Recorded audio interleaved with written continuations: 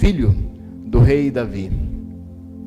Ele diz assim: assim como a água reflete o rosto, o coração revela quem nós somos.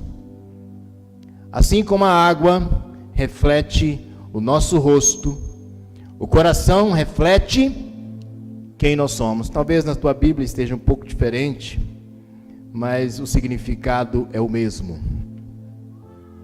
Quero compartilhar com você uma palavra que você pode levar ela para a sua vida toda. São princípios que você, cumprindo-os, você vai passar a ter uma vida mais feliz. Quem gostaria de ter uma vida mais feliz, mais leve, mais tranquila, sem peso? A Bíblia está cheia de princípios e promessas. Os princípios, eles sempre virão antes das promessas, porque Deus é Deus de princípio. Ninguém deve buscar uma promessa de Deus que se cumpra na sua vida sem antes cumprir o princípio, que é o mesmo que ordenança. Princípio é aquilo que faz parte do caráter de Deus, aquilo que Ele é. Ele revelou a nós, através da sua palavra, aquilo que Ele é, e Ele nos informou que é possível também nós sermos como Ele. E eu quero então entregar para você hoje 5 atitudes que todo cristão deveria ter,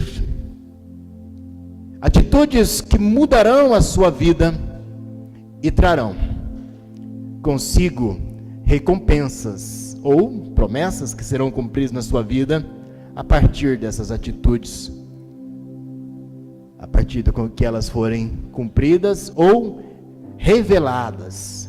Amém? 5 atitudes. O que é atitude?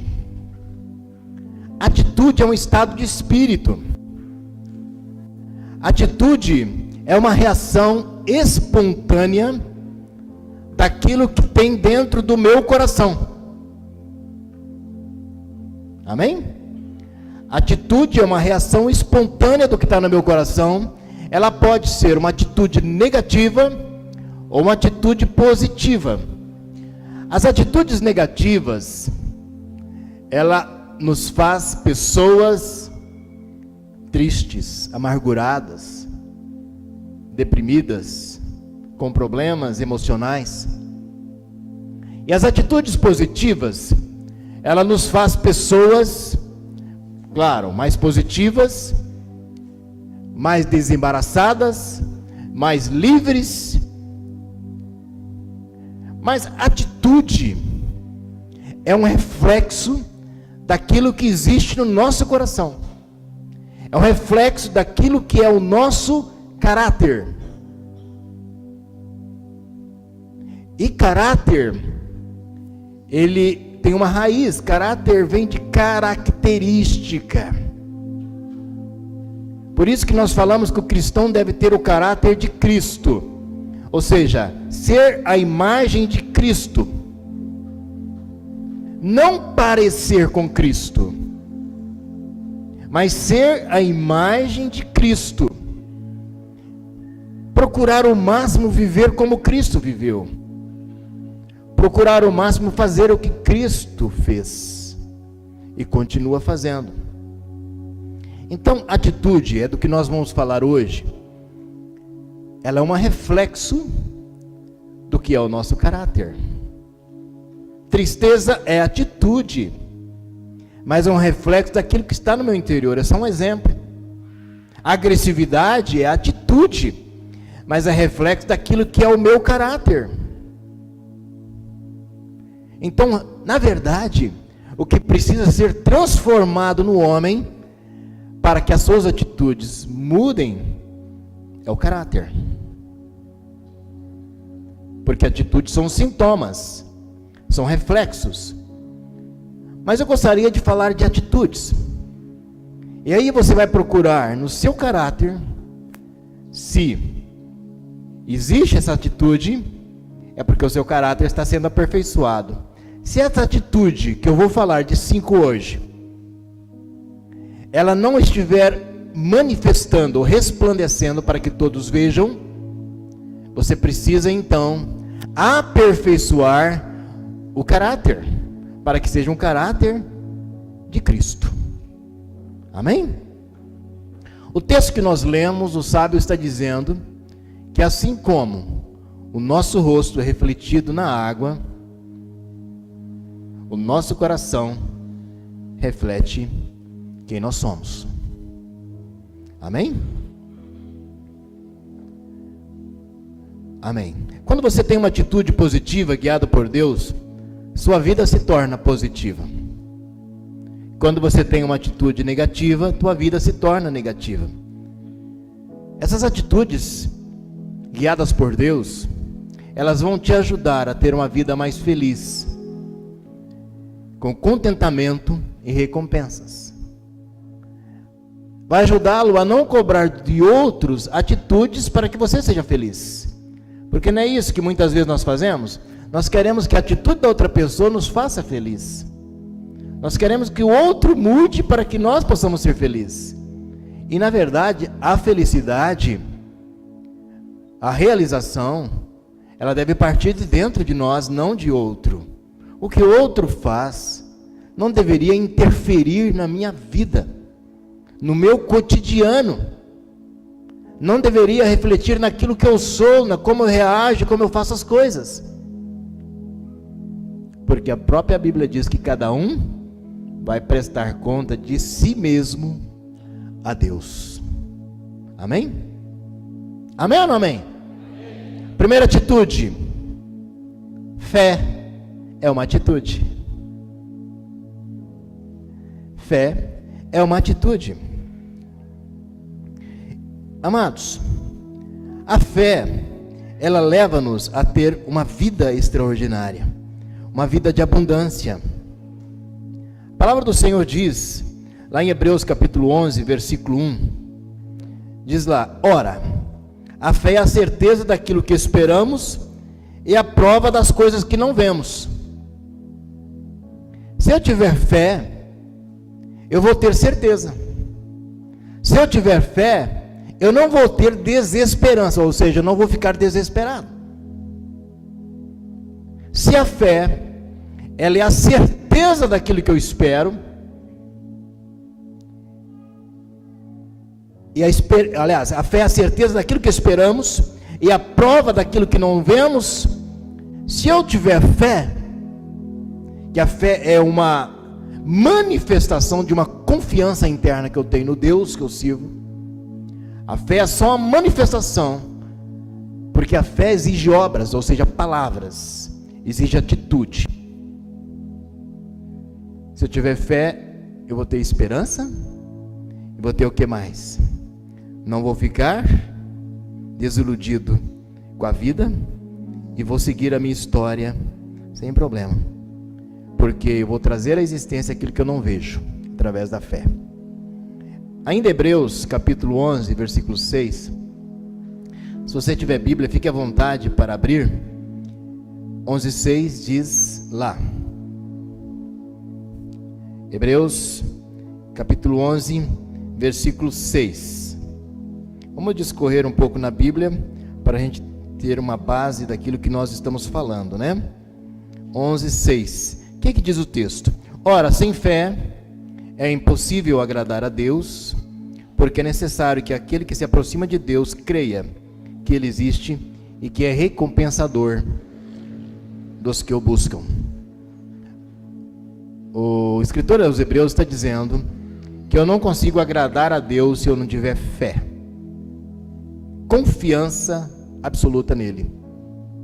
Primeira atitude de todo cristão deve ser a fé. Até porque, para eu receber a Cristo como Senhor e reconhecer Cristo como Senhor, eu preciso ter fé, que a salvação, ela é pela fé no Filho de Deus que se entregou por nós. Amém? Então, parte daí. Primeira atitude que um cristão deve ter, deve ser fé. E nós precisamos crescer na nossa fé. Os discípulos, em certo momento, dizem para Jesus: Jesus, aumenta-nos a fé. Por que eles falaram isso? Porque a fé deles, Jesus falou que eles tinham uma fé pequena. Então preciso que a nossa fé aumente, que nós cresçamos cotidiano na fé, na confiança, na certeza.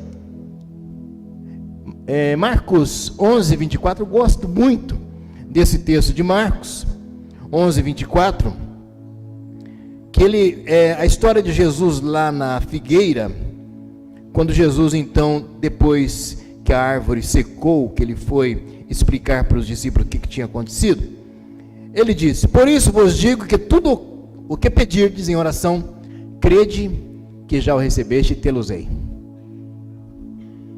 O que é fé? Já estou definindo o que é fé aqui antes. Fé é receber aquilo que eu estou pedindo, mas ter a certeza que ele já existe. Fé é exatamente o que Jesus falou aqui. Tudo o que pedirdes, crendo que já existe. Isso é fé. Dá para entender isso? Está muito difícil? Crendo que já existe. Eu queria muito que um casal que eu atendi antes do culto permanecesse no culto, mas eles vieram de manhã e fizeram um compromisso à noite. E ela me contou um testemunho lindo. Eles vão se casar. E eles não tinham dinheiro nenhum para casar. E eles reclamaram para alguém da igreja aqui. E essa pessoa falou assim: por que você não faz uma semeadura? Semeia no teu casamento. E ela semeou. Ninguém falou para ela a quantia, eu também não perguntei quanto que ela semeou. Mas ela teve uma atitude de fé. E ela semeou. E ela mostrou a lista dela. Depois ela vai contar esse testemunho. Desde aquele dia até hoje, ela vai se casar. E tudo que ela pediu naquele dia aconteceu. Tudo. Eu fiquei emocionado com aquele testemunho. Eu falei: você vai contar esse testemunho, que não é possível, não pode ficar só para vocês. Atitude de fé. A fé sem obras é morta. A fé não é algo que eu falo assim: eu tenho fé. Tenho fé, aleluia. Não, a fé, ela exige movimento, exige atitude, exige desafios e muitas vezes sacrifício. Aí a fé funciona. Nós ouvimos aqui a palavra sobre dízimos e ofertas. Nós não gostamos de ficar falando nesse assunto, não é preciso ensinar, e o presbítero Leandro fez correto. Momento dízimo e ofertas é um momento que mais o diabo trabalha no seu coração. Por quê, queridos? Porque a tua atitude de fé vai voltar para você como a semeadura que você semeia, e muitas vezes mais. E é claro que existe um movimento maligno para que isso não aconteça. E às vezes nós ficamos preocupados em falar desse assunto, mas devemos falar. Primeiro, atitude é fé. Segunda atitude que todo cristão deve ter: gratidão. Gratidão. 2 Timóteo capítulo 3, versículo 2, diz assim, eu devo estar com o texto errado, 2 Timóteo 3, 2, mas eu vou ler aqui alguns versículos que falam de ações de graças. A gratidão, queridos, eu tenho ensinado isso em casa, sobre gratidão, que às vezes nós esquecemos de agradecer as pessoas, e a gratidão ela tem voz e tem pernas. Não adianta eu ter um sentimento de gratidão, eu preciso ter uma atitude de gratidão. Amados, o que é o antagônico de gratidão? Reclamação, murmuração. Da boca do cristão não deveria sair nenhum tipo de reclamação, nenhuma reclamação, nada. Nós deveríamos ser gratos o tempo todo. Vou fazer um teste com vocês hoje. Quantas coisas vocês já receberam hoje? Vocês receberam de graça? Fala uma. O oxigênio, pagou por ele? O solzinho que saiu de manhã, pagou por ele? O ar que você está respirando, pagou por ele? O que mais que você não pagou por ele? Os amigos que você tem? Os irmãos lindos que estão na tua direita, esquerda, atrás, na frente? Você pagou para que eles viessem na igreja e ficassem sorrindo para você com esse sorriso lindo? Não. Amados, e muitas vezes nós não somos gratos, não temos atitude de gratidão para com Deus e nem para com nosso irmão. Jesus é um exemplo de gratidão. Jesus dava graças pelo pão que não tinha. Na multiplicação dos pães, olha o que Jesus fez para que aqueles pães se multiplicassem. Ele deu graças. E quando ele abriu os olhos, 5 pães e 2 peixinhos, alimentou 5.000 homens. A gratidão, queridos, ela atrai o favor de Deus para a sua vida, assim como a fé atrai o favor de Deus. Uma vida grata, ela não terá falta de nada. A gratidão, queridos, atrai o favor do Senhor. Muitas tristezas e insatisfações que nós temos na vida, ela advém de uma vida ingrata, de murmuração. Nós temos o exemplo disso do povo de Deus, que estava atravessando o deserto. Sabe por que eles voltaram as suas costas para Canaã e andaram em círculo até que aquela geração fosse eliminada no deserto? Porque Deus enviou 12 homens para espiar a terra, e 10 vieram murmurando, e o povo entrou na deles. Murmuraram contra Moisés e contra Deus. Naquele dia Deus falou para o povo através de Moisés: desta geração, todos os seus corpos ficarão no deserto, não entrarão em Canaã, exceto Josué e Calebe, porque eu encontrei neles um espírito diferente. Que espírito que Deus encontrou em Josué e Calebe? O espírito grato. Ah, tem gigante lá, vai ser bom, Deus vai me dar força, eu vou vencê-los. Um espírito grato. Mas eu estou passando dificuldade, tem alguma coisa que você pode agradecer? Muitas coisas que você pode agradecer. O salmista Davi, em quase todos os salmos, ele dá graças ao Senhor. O salmista Davi é um exemplo para nós de quase todas as coisas. Muitas graças darei ao Senhor com a minha boca.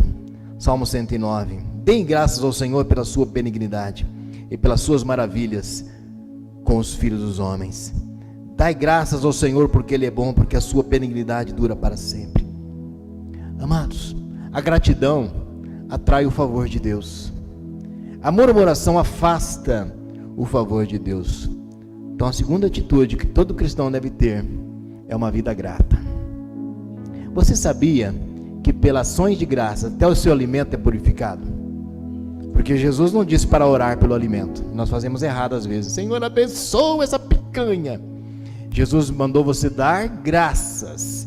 E Paulo depois orienta, diz que na ação de graças o alimento é abençoado e purificado. Amém? A gratidão é capaz de abençoar os alimentos, e abençoar a sua vida. Diga graças a Deus. Amém? Mas dar graças a Deus muitas vezes é fácil, mas partir do coração uma gratidão pelo irmão, por ele ser quem ele é, muitas vezes é difícil. Outro princípio que nós devemos ter e não esquecer dele é a generosidade. Quero ler um texto de Provérbios.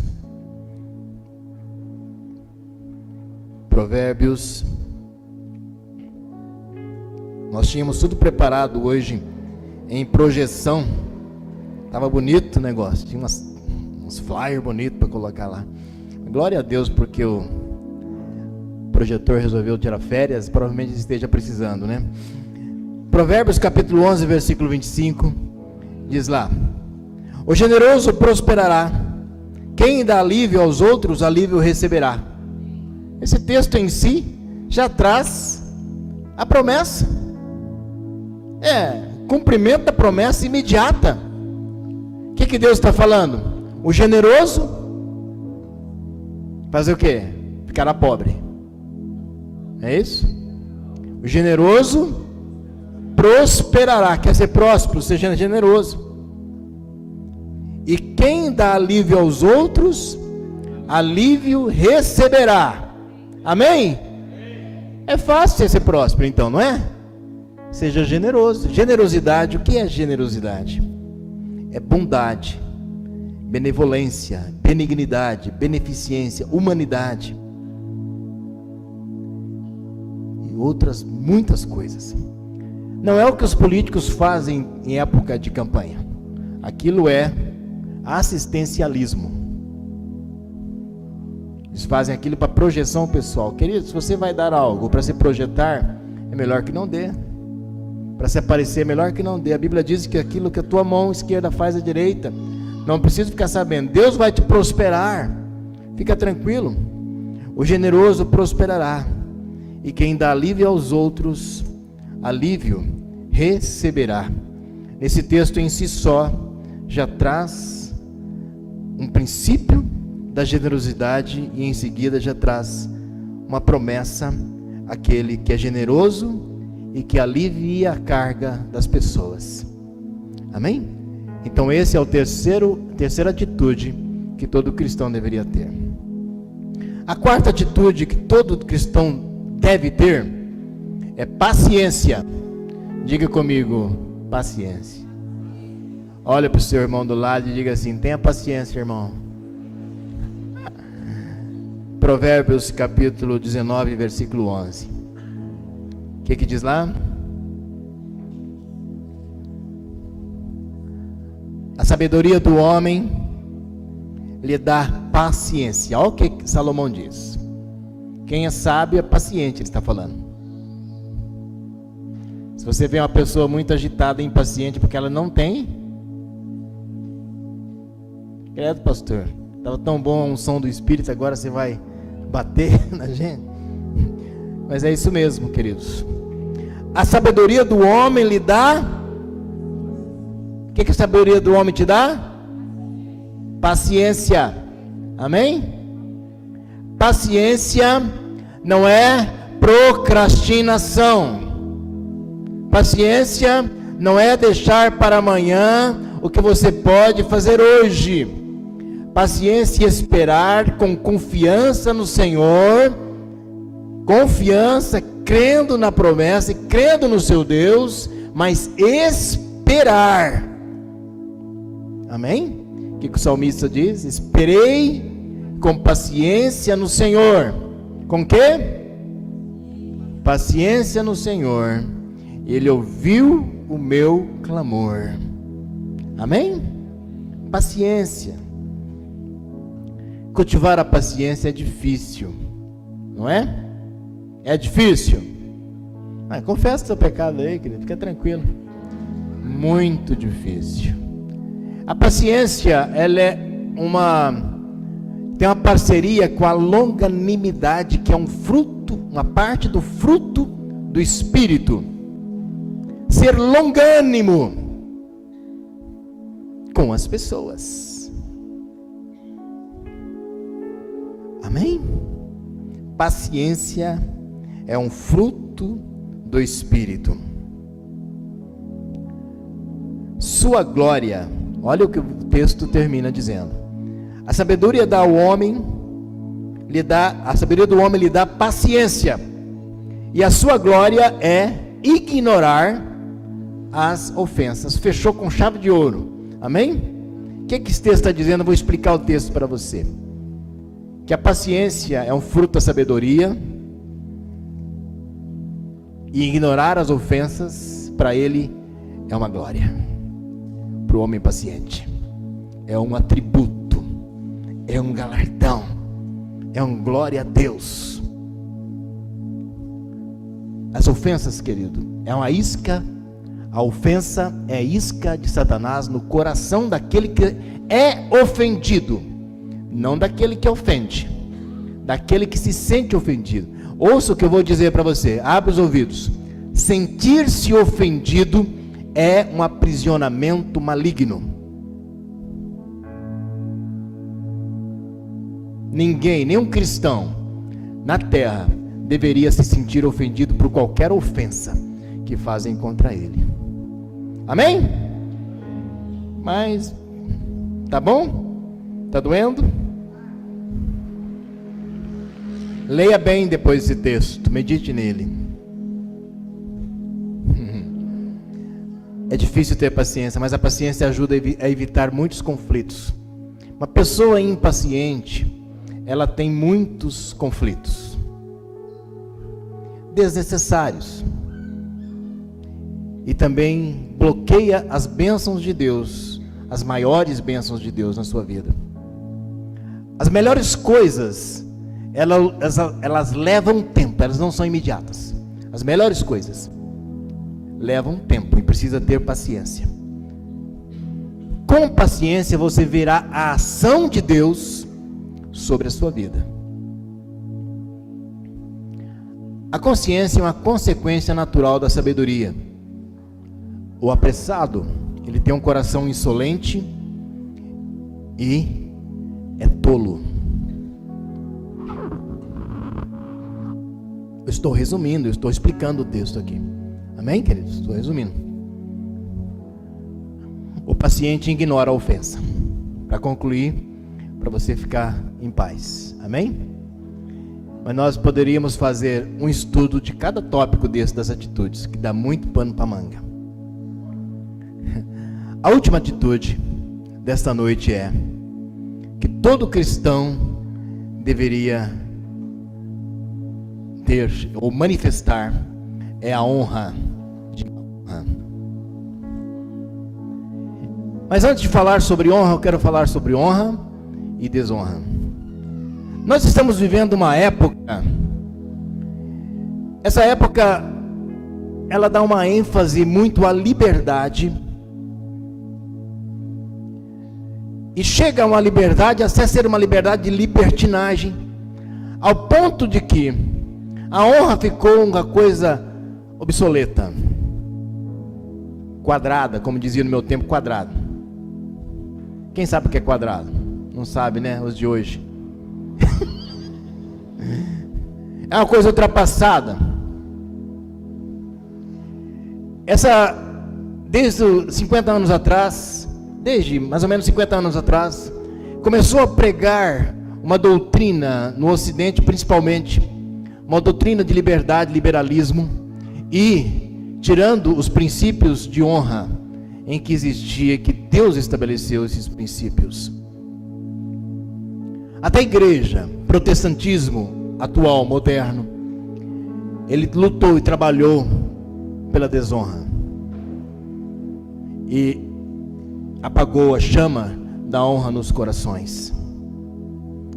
Amados, eu sou novo, não sou tão velho, tenho 52 anos com cara de 25. Obrigado aí pelo fio-fio.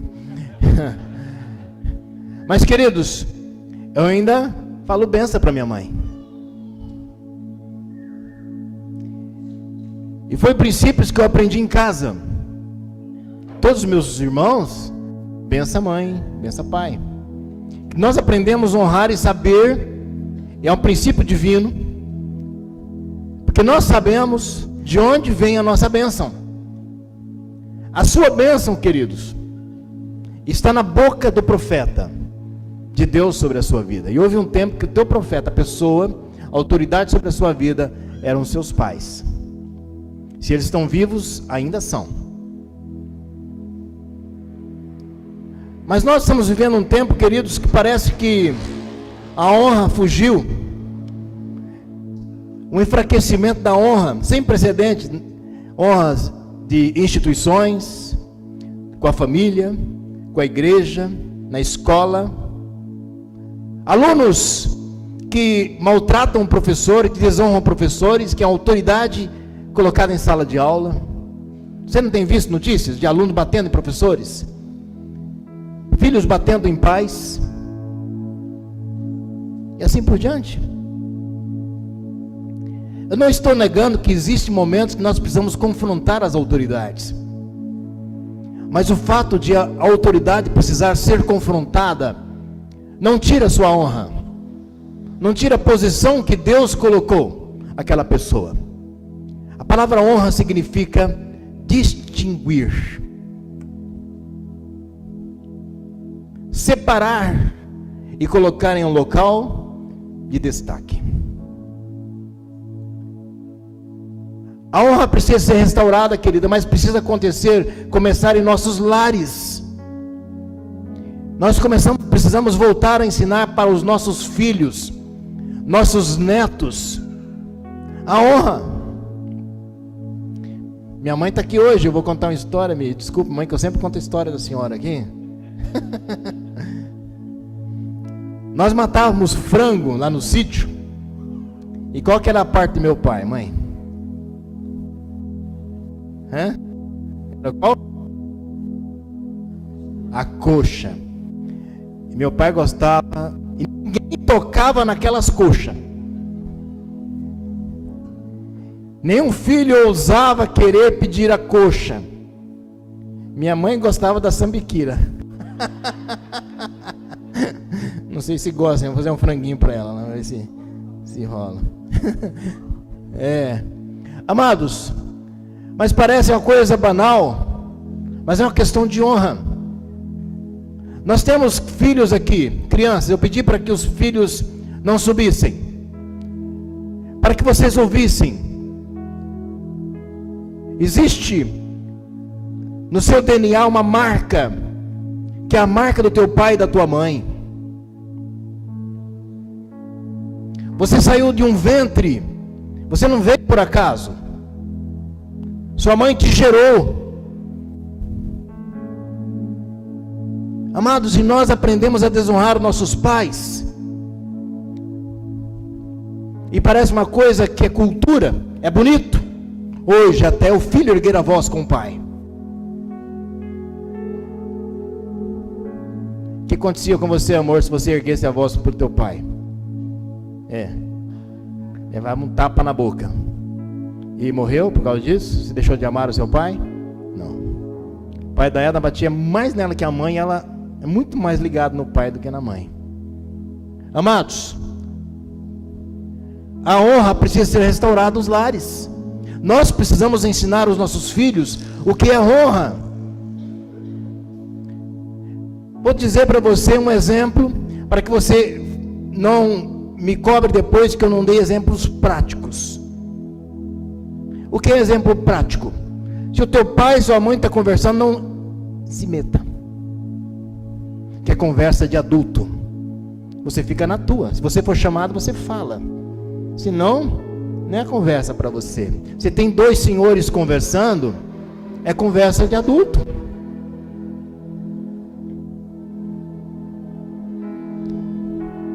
Se você está sentado em uma mesa e tem pessoas, anciãos, experientes,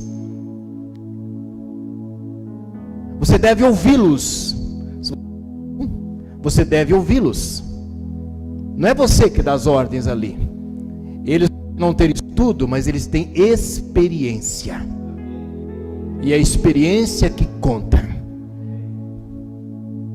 Filhos, sabe o que a honra traz para você? Porque a palavra de Deus diz: honre pai e mãe, para que prolongue os seus dias na terra que o Senhor te deu. Qual a promessa de Deus a honrar? E nós não sabemos o que é honrar, por isso que nós não fazemos. Nós não sabemos o que é honra. Honra, queridos, é pedir licença quando alguém está conversando. Honra é bater continência. Não tem nenhum militar aqui. No exército, tem um militar aqui. Nós sabemos, na polícia militar nós sabemos, aprendemos sobre honra. Ai do soldado se desonrar um oficial. Mas na igreja isso se perdeu e nas famílias se perderam isso. Infelizmente, nós estamos vivendo uma geração pobre. não prospera, não consegue ir bem no trabalho, não consegue ir bem na empresa, não consegue prosperar, não consegue juntar dinheiro, não consegue comprar coisas. Nós estamos vivendo uma geração endividada. Sabe por quê, queridos? Simplesmente porque o favor de Deus parou de vir sobre a nossa geração. Deus não favorece aquele que desonra, queridos. E nós, muitas vezes, queremos favorecer. Mas Salomão diz: não honre o tolo, porque ele se voltará contra você. Você deve honrar aqueles que merecem honra. Está escrito na palavra.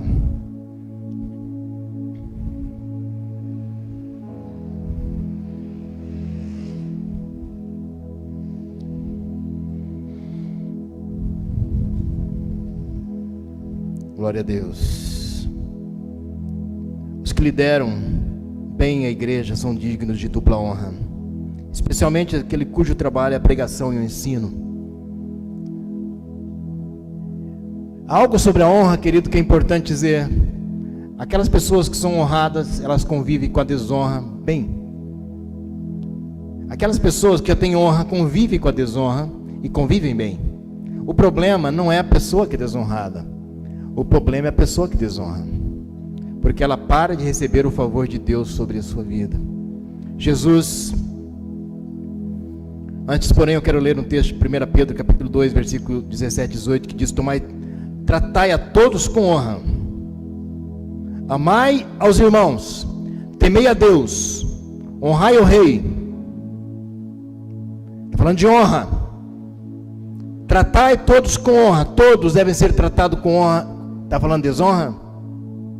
Nós estamos vivendo, querido, uma geração escrachada, que perdeu o respeito pelas pessoas de igual para igual, e perdeu o respeito para aqueles que exercem liderança,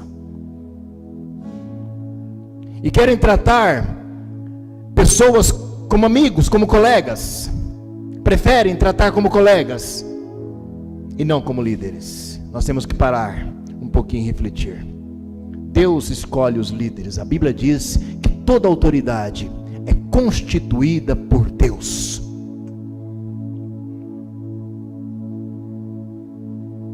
E nós precisamos restaurar a honra, queridos. Todos devemos ter liberdade com os nossos irmãos. Mas se ele for uma autoridade sobre a sua vida, você deve lembrar que ele é uma autoridade e deve ter um limite. Ter um limite e olhar para aquela pessoa como autoridade. Deus vai te abençoar, queridos. Você será abençoado no momento que você colocar a honra em primeiro lugar na sua vida e olhar bem as pessoas e honrá-las. Eu prefiro não falar com quem desonra, para que a bênção de Deus não pare sobre ele. Jesus, queridos, uma vez foi para sua casa, para sua terra, e a Bíblia diz que Jesus voltou para ali, e chegando lá, as pessoas tiveram incredulidade e não creram nele. O que as pessoas tiveram? Incredulidade. Elas não creram em Jesus, não acreditaram nos milagres. Está em Mateus capítulo 13. E Jesus aqui, as pessoas não criam em Jesus. Mas Jesus disse algo sobre honra. Ele diz: não há profeta sem honra, senão na sua própria terra e na sua casa. E o que aconteceu ali? Ele não fez ali muitos milagres por causa da incredulidade dele. Vou dizer algo para você muito importante, presta muita atenção. A honra é como apertar um favo de mel. Depende de como você aperta, você o fere e ele te dá a doçura. Mas depende de como você o fere, ele não te dá nada. Ali, queridos, Jesus queria curar as pessoas. Jesus estava disposto a curar. Jesus estava disposto a operar maravilhas. Jesus queria abençoar aqueles cidadãos dele. Mas o que aconteceu? A Bíblia diz que não fez ali muitos milagres por causa da incredulidade dele. Mas Jesus coloca a honra em primeiro lugar. E ele diz: eu estou sendo desonrado na minha terra. Aqui não acontecerá milagres. Não porque eu não queira, porque o favo de mel não está saindo nada.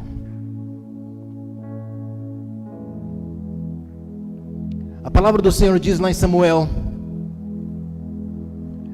ouviu o Senhor seu Deus e estareis seguros. Isto? Ouviu os seus profetas e prosperareis. A tua prosperidade, querido, está, você queira ou não, está na boca do profeta. E depende como você o trata, dele sai doçura. Não que ele não queira te abençoar, mesmo que ele queira. Se você o desonrá-lo, ele vai ficar te abençoando, você não será abençoado. Porque Deus não quebra a sua palavra, Ele não quebra os seus princípios.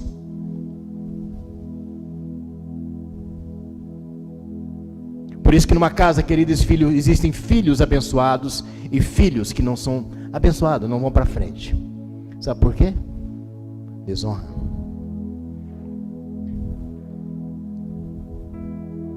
O maior exemplo, querido, de honra que eu vejo na Bíblia é o caso de uma moabita chamado Ruth e de uma israelita chamado Noemi, sogra e nora. Deveria ser um pé de guerra, né? Mas morreu o pai, os pais dos meninos, dos genros, dos filhos. Morreu os filhos. Tinha 2 noras. E a nora resolveu honrar Noemi, a sogra. Sabe o que aconteceu? Eu vejo isso muito na relação da Edna com a mãe, minha mãe. Assim, queridos, nós somos abençoados. O Senhor tem nos abençoado muito, mais do que nós merecemos. Mas eu vejo que a bênção que está sobre mim é porque eu honrei os meus pais e continuo honrando os meus pais, mesmo se meu pai já não existe aqui e minha mãe está aqui, continuo honrando eles. E nunca desonrei os meus sogros, mesmo que no começo do casamento eles não gostavam muito de mim, mas eu sempre amei, demonstrei amor, carinho, afeição, porque eu sei que a partir do momento que eu aceitei a Edna como esposa, eles passaram a ser meus pais. E ela sabe que a partir do momento que ela me aceitou como esposo, os pais dela passaram a ser meus pais. Querendo ou não, aceitando ou não, esta é a realidade. Engula do jeito que você quiser, mas engula com carinho, com mel, e desça certinho. O maior exemplo que nós temos de honra em família é o caso de Noemi e Ruth. Sabe o que aconteceu com Ruth? Depois que ela honrou a sogra. Quantos tem sogra aqui? Diga amém. Misericórdia. Não, misericórdia. Sabe o que aconteceu com aquela nora? Vou dizer para você o que aconteceu. Talvez você não saiba. Sabe o que aconteceu? Ruth gerou a descendência de Jesus. Ruth foi esposa de Boaz. Boaz foi o pai de Obed. Obed gerou a Jessé. Jessé gerou a Davi. E Jesus é filho de Davi, da raiz de Jessé. A honra, querido, de Ruth gerou Jesus. A honra que você dá aos seus líderes, aos seus pais, a pessoa que te serve muitas vezes. Nós temos visto um caso, querido, aqui na Reviva, e eu já estou encerrando porque eu já falei bastante. Nós trabalhamos em discipulado. Quantos discípulos não têm procurado mais os seus discipuladores? Acho que não precisam mais.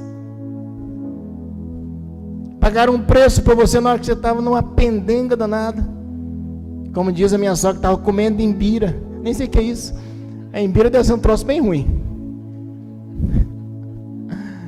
E agora, querido, que você está legal, está restaurado, paga um churrasco para o teu discipulador. Vai, leva ele no madeiro, se ele não tiver de regime. faz alguma coisa, não tem mais nada para aprender, anda com ele, abraça ele, fala, cara, você é muito importante na minha vida, você estava comigo naquele momento, eu vou andar contigo, eu não te deixarei, nem te abandonarei. Faz como Ruth fez com Noemi. Eu creio que Noemi, sei lá quem é Noemi, não conheço a história dela, mas ela não era sogra perfeita, era? Acho que não existe sogra perfeita. Eu falo para minha esposa que eu amo a sogra dela. Eu amo demais a sogra da minha mulher. Paulo lembra em Efésios capítulo 6, 2, 3, eu quero voltar aqui um pouquinho, a honra dos filhos aos pais, porque é lá onde nós vamos aprender honra e vamos refletir na igreja, na sociedade. Paulo nos lembra do quarto mandamento ao escrever assim, Efésios 6, 2 e 3, honra teu pai e tua mãe, que é o primeiro mandamento com promessa, para que te vá bem e sejas de longa vida sobre a face da terra. Em outras palavras, Paulo está dizendo, se habitualmente desonrarmos nossos pais ou aqueles que estão em autoridade sobre nós, acontecerá o contrário e teremos grandes problemas. Não adianta ninguém orar por você, não adianta você fazer campanha de prosperidade, não adianta você querer bênção, querido, se você desonra. Ninguém falou amém? Amém, queridos? Comece honrando, que está escrito aqui, queridos, que você vai ir bem, vai bem, e será os seus dias longos sobre a terra, e bom, amém? Honrar alguém não nos diminui. Eu vou te dar uma tarefa, ou você faz se quiser, eu não vou estar lá para ver. Queridos, você quer praticar a honra? Honre a tua esposa, honre o seu marido, honre a sua sogra, o seu sogro, a tua mãe, o teu pai. Quando você for numa reunião importante, procure saber quem que é o maior lá. Porque às vezes nós fazemos diferente, nós queremos conversar com os pequenininhos, conversa com todos, mas procure saber quem merece honra, porque a Bíblia diz de honra. A tua honra vai diminuir ou aumentar a honra daquele cara? Não vai. De honra quem já tem honra. Procure saber e vai lá falar com ele. Honre-o, não o bajule. Honre-o. Amém? Como que eu honro alguém? Olha, que reunião importante que você promoveu aqui. Eu fui muito abençoado com esse culto. Eu fui muito abençoado com essa reunião. Você tem um professor na tua escola? Como é que você vai honrar o professor? Olha, professor, eu vou me empenhar para aprender muito e te obedecer. Eu sou aluno, você é o professor. Existe uma escala entre nós. Eu reconheço a tua autoridade sobre a minha vida. Você vai começar a ser muito abençoado por aquele professor. Vai começar a ser abençoado. Os seus colegas vão te criticar, mas não está nem aí. O futuro vai falar quem você é. É amanhã que vai dizer quem você vai ser. Amém? Eu sempre fui muito bem na escola, mas não porque era o melhor aluno. Nunca fui o melhor aluno, mas eu colava nos meus professores. Não tinha tempo para estudar, muito pouco tempo, né, mãe? Quando mudamos para a cidade. Fui trabalhar. O que eu fazia? Prestava atenção na aula, sentava no primeiro banco, prestava atenção na aula e, na dúvida, perguntava. O professor saía, corria atrás dele. Professor, a aula foi extraordinária, linda a aula, mas eu estou com uma dúvida sobre isso. Você quer extrair alguma coisa de alguém? Faz seu elogio primeiro. Fala das coisas boas que ele fez primeiro. Porque às vezes a gente chega de sola na pessoa. Fala, calma. Fala assim, olha, foi extraordinário, mas eu tenho uma dúvida. Pode me ajudar? Rapaz, o professor dá aula grátis para você, particular. Ele fala, mas que aluno legal, rapaz. Ele sabe que o seu futuro será glorioso. Ele sabe disso.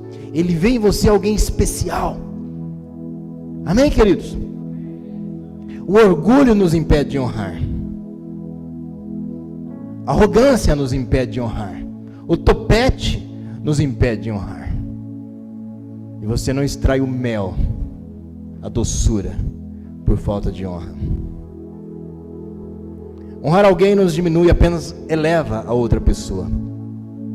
Não é um ato de temor, mas de humildade. Paulo escreve em Romanos 13, 1: todo homem esteja sujeito a autoridades superiores, porque não há autoridade que não proceda de Deus, e as autoridades que existem foram por eles instituídas.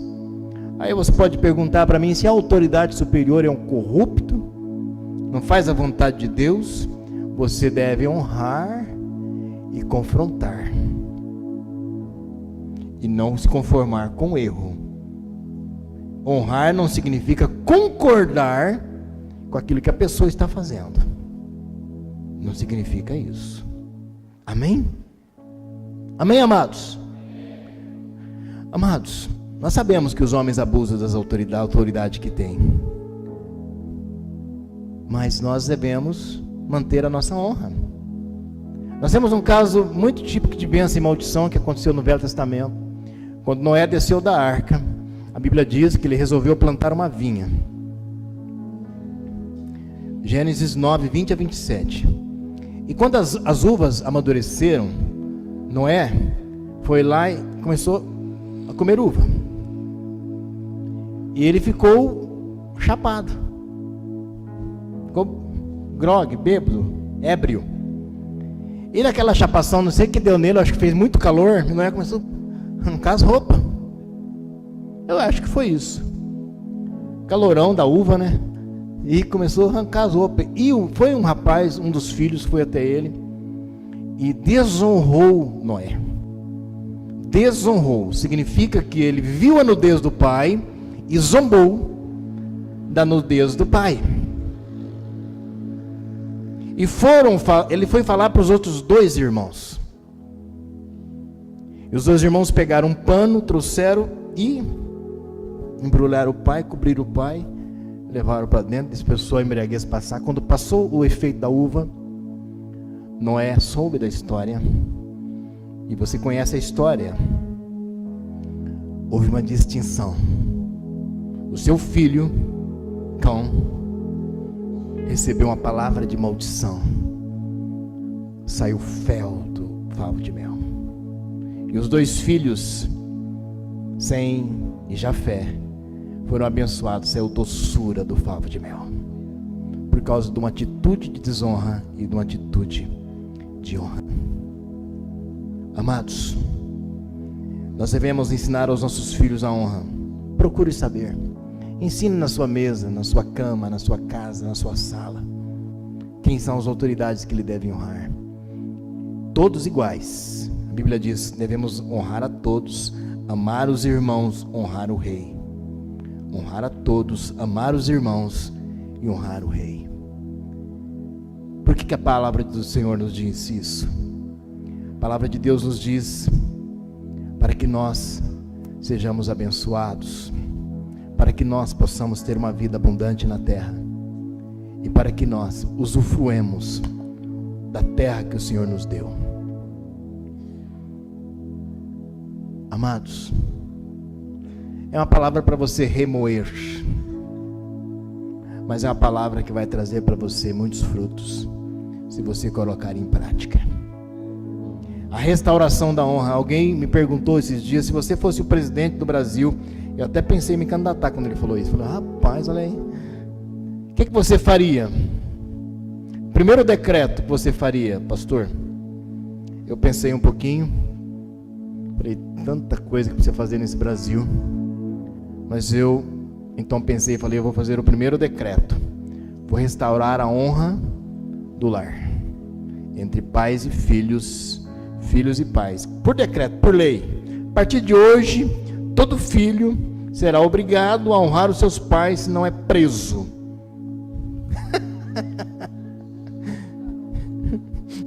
Ele me perguntou, eu respondi, né? Sabe por quê, queridos? Por causa da desonra, a figura do pai e da mãe ficaram ultrapassada, e nós vemos a anarquia acontecendo na sociedade. Nós, como líderes, devemos ensinar os princípios que Deus estabeleceu para sermos felizes na terra. Quero abençoar a sua vida. Quero pedir que você fique de pé. Eu já fechei a Bíblia.